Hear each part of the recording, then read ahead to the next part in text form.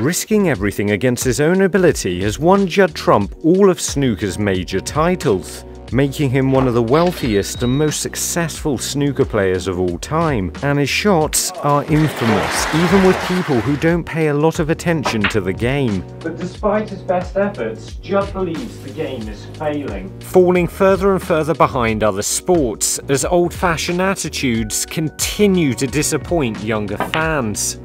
But what exactly is it that snooker's getting so wrong?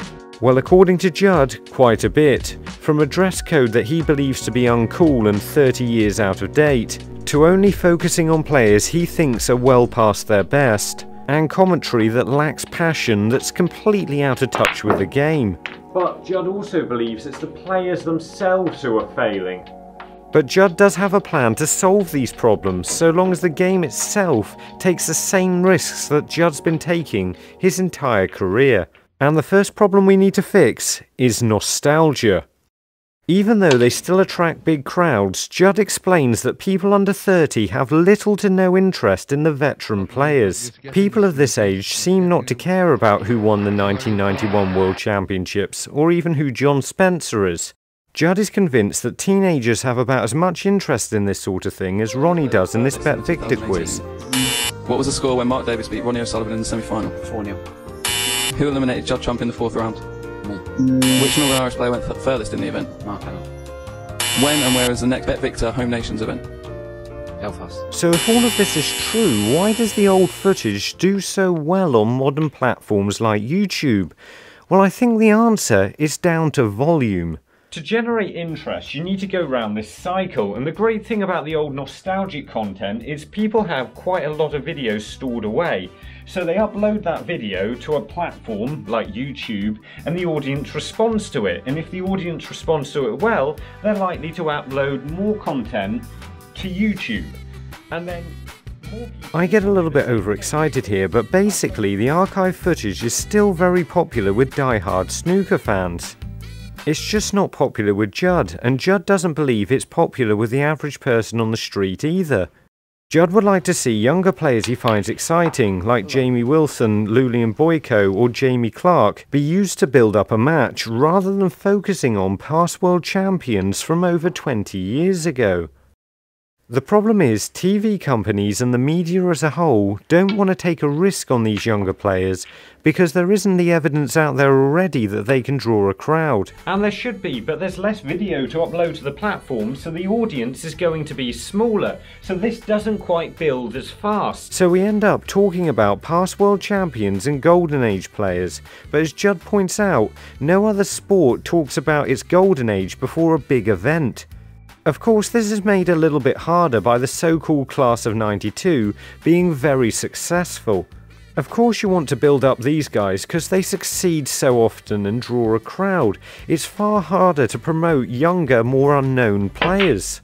But I think he's right, and if we just had the confidence to build up the modern day players into characters, we'd get an even bigger audience. Judd also believes the dress code is a major problem that's putting off younger fans. He says he doesn't want to be stuck in a waistcoat when he's walking to the Crucible, and says nowadays it's not a cool thing to be wearing. Although the rules have been relaxed for some of the minor events recently, Mark Williams has been complaining already this year that he wasn't allowed to wear a blue polo shirt to an event. Considering he's turned up to a press conference wearing absolutely nothing before, a coloured shirt doesn't seem that controversial. The problem is, snooker began on TV in the 70s.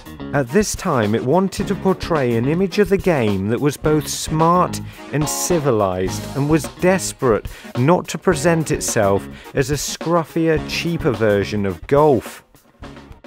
The problem is, not a lot has changed since. This is a photo of Steve Davis from the 80s, and here's a photo of him nearly 30 years later, and the only thing that really changes is the sponsors. Judd believes that other sports like golf had to deal with the same problems at the start, but allowed the fashion to move with the times. But although so much about the game has moved on to create a spectacle for the audience, the players are more or less wearing the same things they were 50 years ago.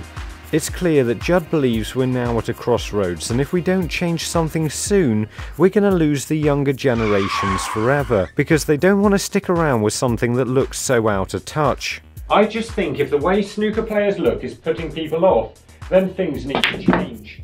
Although I would say that, wouldn't I? Before we look at the next bit though, let's just find Varun from Mohali, India, which is there.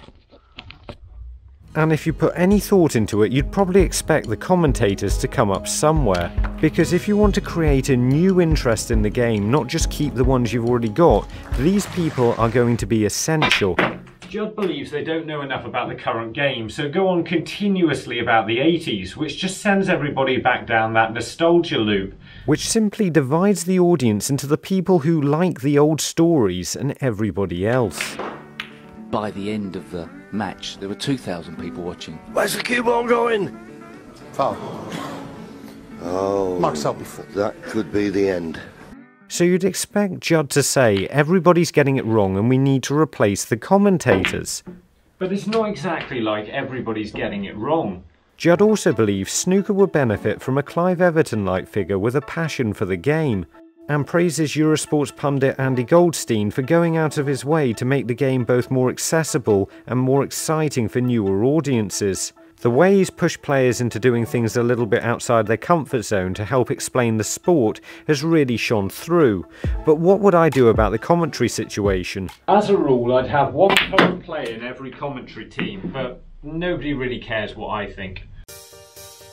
And then there's the players themselves. What could they... First we're going to find BW Yankee, who's from Seattle in the United States. Judd wants the players themselves to take some of the responsibility with this by trying to play the game in a way that makes it more exciting. He doesn't expect players to change their games or risk losing matches like this, but to simply find new ways to connect with fans. In this way, Judd believes they should be opening up the balls as much as possible to make the games flow, but this is where I slightly disagree with him. Even though I think it's important to keep the games flowing, I still believe this was the most exciting part of the 2020 World Championships. Nobody's potting a ball. If we're honest about it, Ronnie doesn't exactly know where the balls are going to finish, but in this situation you had no idea who was going to win. As snooker players, I think we're far too proud to admit this is exciting and would rather chalk it up as boring or slow play than to confess we care about the result. I think if we were free to describe these times as the edge of the seat moments that they are, we'd find it a lot easier to sell the game. The next problem is with the world itself. It's difficult enough at the moment to run a successful snooker club, and that's without any pandemics. Amateur snooker is usually played in old aging buildings that are becoming abandoned a lot more commonly these days. People are also working ever-changing jobs with increasingly hectic schedules, making it incredibly difficult to ever go and have a game of snooker down the club.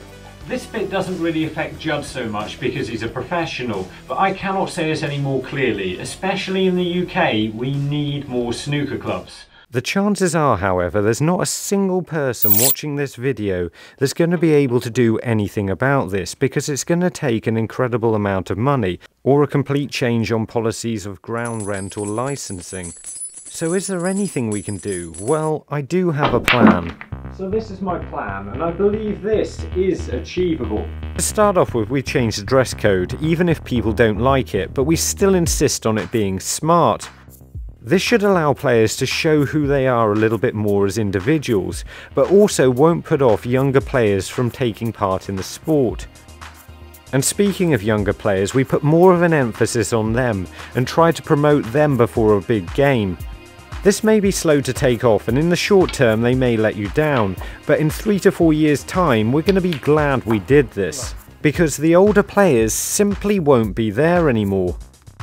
And then there's the commentary. I think we need to use one current player or somebody who's in touch with the game on every single commentary team, and get them to build up the drama of who's going to pot the next ball, rather than just talk about how slow or boring the game is.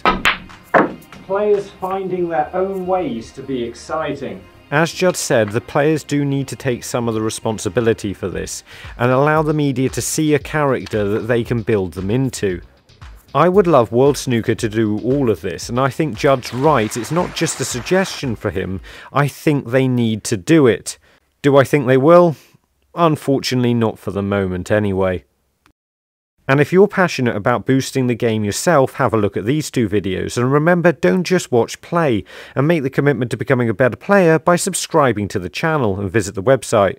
See you later.